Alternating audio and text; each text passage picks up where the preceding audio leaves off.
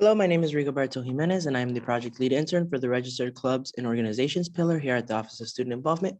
Today, we're going to be doing our pre-recorded session for the RCO training series, event planning, programming, and policies. So today's agenda, we're going to go through some tips for event planning, some OSI event policies and approval process, and how to submit an event on CatLife. The last two bullets, well, those are for when we had the live sessions, but since this is pre-recorded, we will not go through those. So 5 tips for event planning and programming. Tip number 1, goals and objectives. Some questions to think about are, what are my organization's goals and objectives, and how can my event meet those overall goals and objectives? What do I want to achieve with this event? Goals and objectives will guide you through planning and preparing for the rest of your event. So when you come up with goals and objectives, a good way to think about it is starting from the back of the event you're going to have. So from the end. So let's say you want to have a social. Well, then plan out those details for the goals of what the social should complete, and then go back to the beginning and kind of plan out what strategy, plans, and goals you're going to have in order to complete the goal of the end of the social. So that is one good way to think about it. Tip number 2, plan early. If you know you're going to organize an event, then start planning for it. Doesn't matter if you do not have the confirmed dates, venue, speaker, or any information to start with. Planning early will give you enough time to research and do your homework. It gives you time to reach out to any key players into getting your event ready and approved. Teamwork. Planning alone is difficult, time-consuming. So having a team that you can rely on to bounce ideas around off of, to help each other is always good to have. A good way to do this is to identify a committee of members to help you plan and execute an event. Like I said, creating goals and deadlines are very important and is a good way to not really stress your team out. So delegate tasks and empower your team to complete all the goals that you're trying to achieve. Tip number 4, communication and a marketing plan. Coming up with a marketing and communication plan is key to your events. Here are some things you should consider. Always consider making an event flyer. What platforms are you going to use this flyer on? Email, website, social medias, etc. Using hashtags on Instagram is a great way to market your event as well. Some questions you might want to ask yourself is, can you have any other org or department cross-promote for you? And a registration and RSVP link. That way you know how much people are going to be going to your event. Once you finalize your flyer, you're going to want to have a first invitation to send out to people that interests that maybe you want joining your organization. Then you would want to go on social media and post it. Then a second invitation, a reminder email with logistics, a day prior reminder, and then once your event is all set and done, a thank you and a follow-up material, just in case a second event will be happening. Tip number 5, backup plans. Always consider the possibilities of things not going to plan. So plan B, what if I get denied for a certain room? What happens if the person leading the event can't attend? What if my dates get denied? And then you'd want to have also a plan C. Make sure you have multiple rooms ready, backup dates in case of an emergency, and then logistics of backup plans. Could my workshop be hosted online in case that I can't be hosted in person anymore? Have multiple Zoom links ready just in case you have to host it online. Always think worst case scenario, and if your event involves RSVPs with money, then will I have to refund any students? Now we're going to go over through the OSI event policies and approval process. So in order to get approved for an event, you always have to go through the Office of Student Involvement. So a good resource for you is this website here, clubsandorganizations.ucmerced.edu. And then you would click on plan an event. Here, you're going to have all the resources you need. You're going to have the event guidelines, depending on the semester that it is, room reservation request, how you can reserve rooms, whether it's a classroom or a meeting room, budget finance management, just in case you need to buy anything. There's a purchasing timeline for how many days in advance you would have to request money. Food handling guidelines. If you're going to serve food, then you would need a food permit and a food request permit. And then risk management waivers, just in case you're having any kind of physical activity being done at your event. So here's how the approval process works for events. You're going to want to request an event on Cat Life. All organization leaders will have this access, not every member in the organization. So anytime you want to post an event on Cat Life, a club organization leader must post it themselves. Unless they want somebody in the organization with this access, then we can give it to them. Once that is said and done, RCO teams will set up a meeting with the RCO leaders. Then you would meet with RCO to discuss event and activities.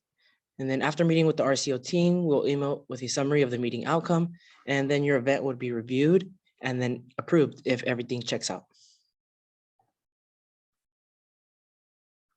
So for this semester, we're going to talk about the COVID-19 event guidelines. Obviously, students can reserve any campus space through Ashore EMS.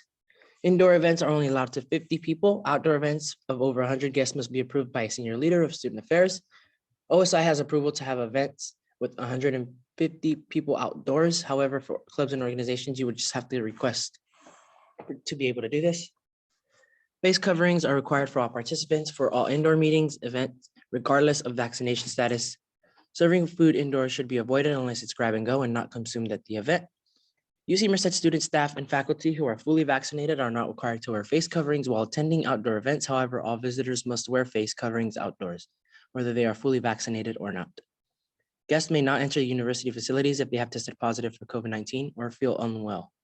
All organizations and departments must take attendance and or have RSVP registration forms at all gatherings and meetings to aid contact tracing. Event planning deadlines. All event gatherings meetings must follow the following deadlines to ensure proper time for approval. If you are to submit this before the time, you're not guaranteed to get approved. So make sure that you guys follow these. All open events with food must have a temporary food permit request submitted 7 business days in advance. This could be done through the EH&S website. All outdoor events, aside from tabling, must be submitted with an event layout at least 10 business days in advance to OSI because we have to seek fire marshal approval. All events, meetings, and gatherings on or off campus must be submitted on Cat Life with space approval. Minimum of 3 to 7 business days in advance, and all events with ASUCM Club Fund purchasing need to follow the OSI purchasing timeline. Here are some general tabling guidelines.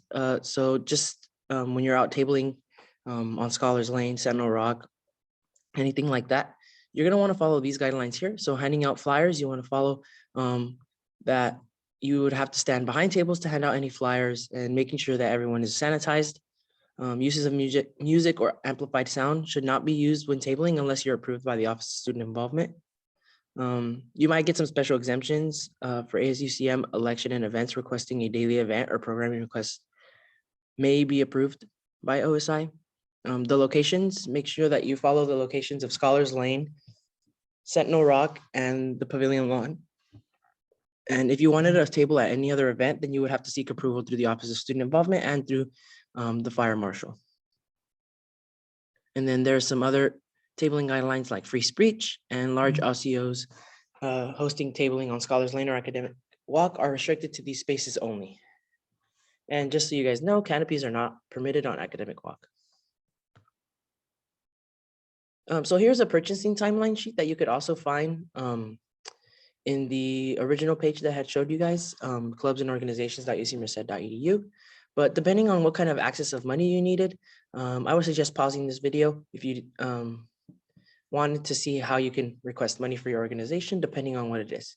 So if you wanted a declining card balance, it would be 5 to 7 business days, time needed to process. So it would be suggested to do it about 10 days in advance. That way you have the card at least 3 to 4 days before your actual purchasing. So just make sure you pause the video and see this as detailed as you guys would want. OSI recommends for RCOs to begin submitting events as soon as possible. Large scale events seeking higher capacity approval and events with performance physical activities should take up 3 to 4 weeks to get approval. So please make sure that you guys are submitting these on time. The sooner you submit, the easier OSI can help and support you, just in case you guys need some extra help. Large scale events, OSI will help our RCOs make determinations if the below are needed for your event. Student event insurance, UCMPD and or CSO support, facilities management requests, fire marshal approval. All events or activities with minors must be submitted for approval with risk services, Cindy Zimmerman. Here are some helpful links. I suggest pausing the video and scanning these links. Now we're going to go through how to submit an event on Cat Life. So submitting an event on Cat Life, small events like organization meetings, e-board meetings, new member meetings, small private socials, dance practices, organization mixtures off campus, these will all be almost immediately approved unless that there's food being served at these events, but these will not require a meeting. But this is how you submit an event on Cat Life. You're going to want to go on Cat Life. If you're an organization leader, like the president, vice president, you'll have this access. So you would go in and you would click admin dashboard in your profile. Once here, you would click on the events. A little to the left of the screen will pop out and you click events. Once on events, you will click this plus sign once the page is loaded. Once you click the plus sign, this form will come up and you will fill out this form to the best described detail as you can possible. And then you would just click submit for approval. And that's it. So whenever you are submitting an event, make sure that it's 5 to 7 business days in advance. And so that we can approve it in a timely manner, given that there are so many organizations on our campus, we might not get to yours as soon as we'd like. That's why we ask for it to be 5 to 7 business days in advance. If it is submitted anytime before that, we cannot guarantee that your event will be approved on time. As guidelines continue to change, the Office of Student Involvement will update all the RCOs. And as of right now, the room booking is still the same, EMS or Astra. If you have any questions, please email us at clubsandorgs@ucmerced.edu, or you can meet with us in the OSI office, Granite Pass 163. That is going to be it for today's presentation. Please make sure that you fill out the form in the description of this video. And thank you guys, and I will see you later.